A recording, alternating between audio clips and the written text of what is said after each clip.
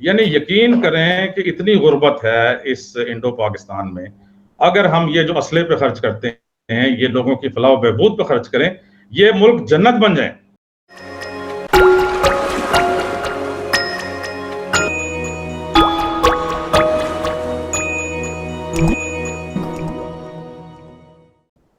Take my word for it कि चीन से कोई आपके ऊपर हमला नहीं करेगा। उसकी वजह है, इस वक्त इंडिया में जितनी चीजें आप इस्तेमाल करते हैं, आप किसी सुपरमार्केट में चले जाएं, किसी छोटी दुकान में चले जाएं, किसी बड़ी दुकान में चले जाएं, 85% जो माल है वो चाइना से आता है।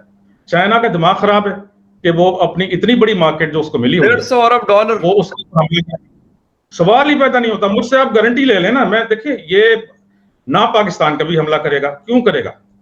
पाकिस्तान को भी मालूम है कि न्यूक्लियर पावर है इंडिया, ठीक है, इंडिया को भी मालूम है कि न्यूक्लियर पावर है पाकिस्तान।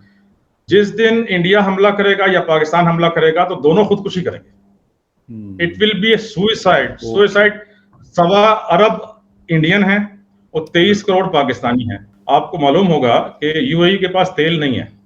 हम समझते हैं ना कि तमाम अरब मुल्क, यूएई के पास तेल नहीं है, उसकी सारी दौलत है वो हमसे आ रही है, हमारे जैसे मुल्कों से आ रही है। आप इंडिया के नंबर देखें तो वो 4 नंबर पे होगा, इंडियंस की जो इन्वेस्टमेंट है यूएई में, पाकिस्तान से बहुत ज्यादा है। सर इन्वेस्टमेंट तो और है, लेकिन हम तो जाके हम वो यही वापस जी इन्वेस्टमेंट नहीं, वही ये जो पाकिस्तान की जिस तरह इन्वेस्टमेंट है ना, ये इन लोगों की जो पर्सनल इन्वेस्टमेंट है इंडियंस की, वो पाकिस्तानियों से बहुत ज्यादा है यूएई में। अच्छा, उसकी वजह ये है कि ये सारा वो पैसा है जो हराम का पैसा है, टैक्स चोरी का पैसा, ठीक है। यहाँ से जो कमीशन किकबैक्स लेते हैं ये, जो कि असले की फरोख्त से, जो कि और बाहर के ये काम होते हैं, जो कि जितने भी आपके ये पब्लिक वर्क्स के काम हैं, जिसमें सड़कें बनती हैं, जिसमें और बिल्डिंग्स बनती हैं, सरकारी ठेकों के काम होते हैं, इन सब से जो किकबैक्स और कमीशंस मिलते हैं, और उसके अलावा जो टैक्स चोरी की जाती है, जो है कि इंडिया पाकिस्तान रिलेशंस की, और ये कि पाकिस्तान की हुकूमत की स्टेबिलिटी की।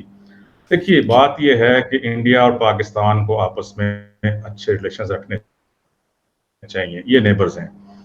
अगर आप दोनों आपस में लड़ते रहेंगे तो आपका ज्यादातर जो बजट है वो किधर जाएगा?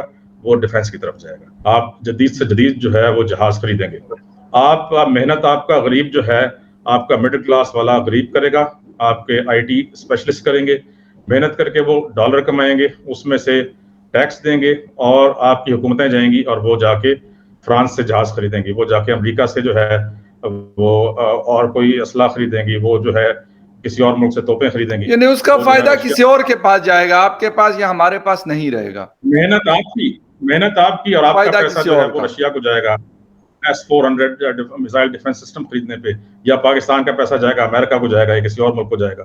तो दूसरे मुल्क आपसे फायदा उठाएंगे, और दूसरे मुल्कों का मफाद है कि आपको लड़ाई रखें, आपकी आपस में लड़ाई होती रहे, और वो लोग अपना असला बेचते रहें और फायदे में रहें।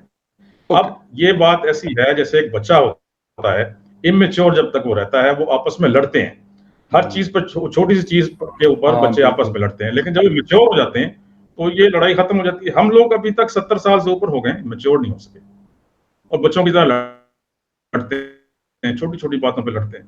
जो आपके मसाइल हैं उसको थ्रू डायलॉग खत्म करें, जिसमें कश्मीर का मसला है या और जो भी मसाइल आते हैं। उसके बाद इतना टैलेंट है इंडिया में और इतना टैलेंट है पाकिस्तान में कि हमारे लोग जब बाहर जाते हैं तो वो आला से आला महकमों में सीईओज लगते हैं और अच्छे पोस्टों पे लगते हैं। इतनी ज्यादा आप में पोटेंशियल है। आपके जो आईटी एक्सपर्ट्स हैं इंडिया के, दुनिया पे छाए हुए हैं, पाकिस्तान के अब छाते जा रहे हैं, आते जा रहे हैं आईटी के एक्सपर्ट्स, दूसरे इंजीनियर्स, हमारे एनर्जी एक्सपर्ट्स वगैरह वगैरह। अगर हम मिलकर चलें और आपस में झगड़ा छोड़े, देखें इंडिया इतना ज्यादा जो है वो टेक्नोलॉजी में आगे जा रहा है कि उसने अपना जो सैयारा है वो मरीख पर भेज दिया है, मार्स पर जा चुका है इंडिया, ठीक है जी, जो कि अभी बहुत सारे मुल्क नहीं जा सके। इतना टेक्नोलॉजिकली एडवांस हो गया है। अच्छा, इतना टैलेंट है इंडिया पाकिस्तान में, इतना टैलेंट है। No doubt,